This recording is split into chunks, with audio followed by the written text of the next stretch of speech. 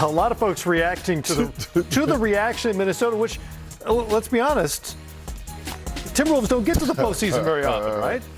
They're back for the first time in 4 years. Patrick Beverley jumps on the table afterward. I want to hear somebody say, Minnesota, this is for you! Oh, man. But you know what, though? I got to say, that was a hell of an exciting game. It was a great game. That was a fun game to watch. It looked like the fans were having an incredible time. Second postseason appearance since 2004 for the Timberwolves. Here's the man himself, Patrick Beverley and Anthony Edwards.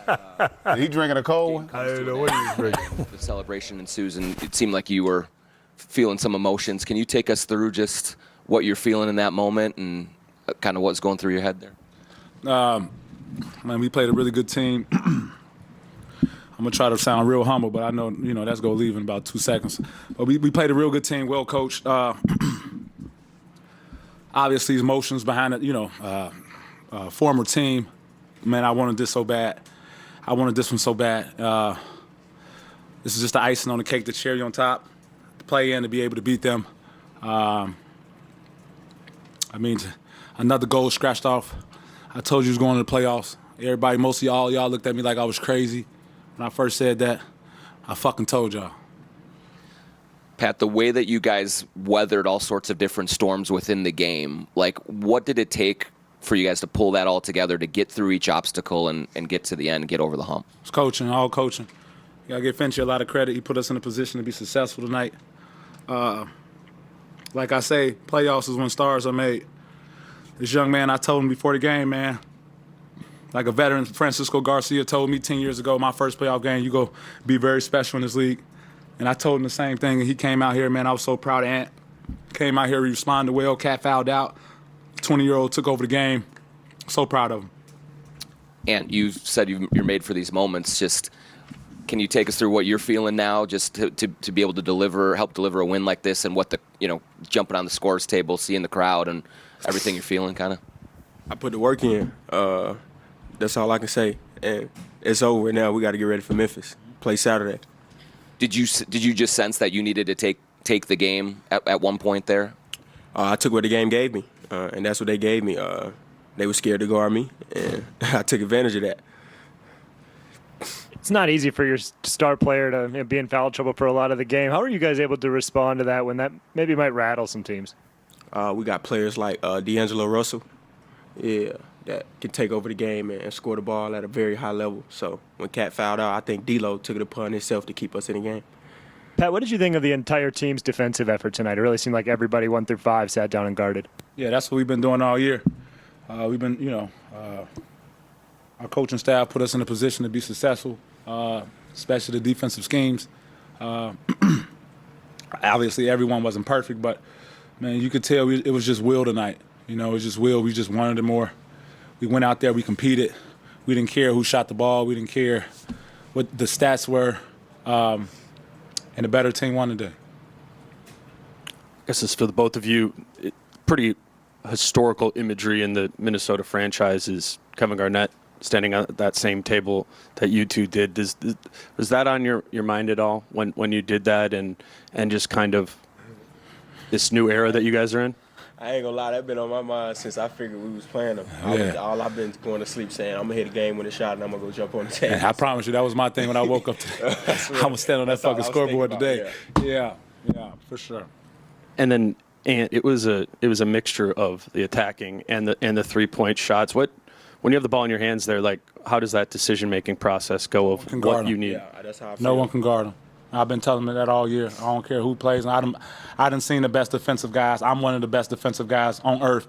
No one can guard him. And I just keep preaching that to him. And, he's been doing it all season. So credit to him, credit to his hard work, credit to his patience. Obviously, we have Karl Anthony Towns, who we feature a lot. So credit to his patience at a young age, understanding the game, being patient, understanding when to attack. Cat fouled out. Him and D'Lo took over the game. So our young core, man, those three guys, man, we gonna be here for a while, So I'm very excited, fan. I didn't mean to interrupt this question, but I see the boy, man. He puts in a lot of work, fellas, ladies too. Also, he puts in a lot of work. One of the first guys in the beginning of the year in the gym. You know, it's time to go home. He's the last one in. He comes at night. He brings his dog in there. He's in there. So you got to give a lot of credit, man. This is his star. This is his moment. He deserves all of it. This is his moment. My bad. For either of you guys, this game had kind of everything that might have derailed this team in the past, whether it be foul trouble, officiating. What do you mean the past? Fix that question. What do you mean past? Earlier in the season? Earlier in the season and last year, fourth quarter comebacks from another team. What does this say about the mental makeup of this team and where you are now and the growth that you've made, that in a moment like this you were able to get it done and put all those things behind you? I'm gonna keep it short and simple. I just think Finchie coached his ass off.